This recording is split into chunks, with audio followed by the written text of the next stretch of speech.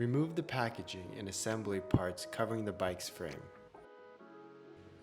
Now that the bike has a clear path to be removed from the box, lift the bike out of the box onto a soft surface or bike stand for assembly. With a cutting device, remove the protective foam and wrapping from the bike. Be cautious of wires and paint while cutting the zip ties. After removing the foam packaging, locate the keys on the handlebars.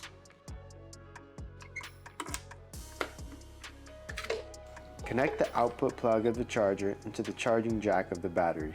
Connect the input plug of the charger to the AC power supply or outlet. The charger will display red while charging and automatically turn green once the charging cycle is complete. Begin by removing the retainer screw and silver spacer. Release the lever by simultaneously pulling the knob upwards and folding a lever downwards. Place the base of the handlebar stem onto the head tube. Align with the front wheel. Insert the retainer screw and fasten tightly. Fasten the Allen bolts surrounding the stem with equal torque. Once you have finished assembling the handlebars, you may insert the seat.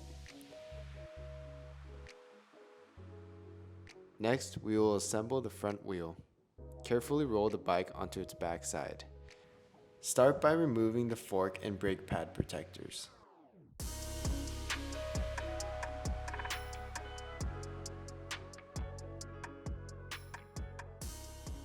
Guide the wheel into the front fork, making sure the disc rotor sits in between the brake pads and the axle bolt sits flush in the fork arms. Insert and tighten the quick release skewer with the nut and spring. When inserting, ensure that you place one spring on each side of the wheel. Fasten the skewer handle so that it points inward and locks the wheel from any side to side or up and down movement. Next, identify the left and right pedals. The left pedal has a reverse thread that tightens counterclockwise, and the right pedal, imprinted R, tightens by rotating clockwise. First thread the pedals by hand and then fasten the 15mm pedal wrench.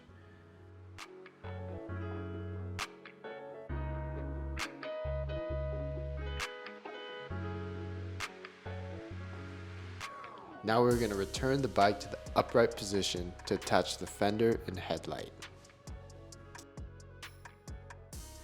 Notice that the headlight comes attached to the bike.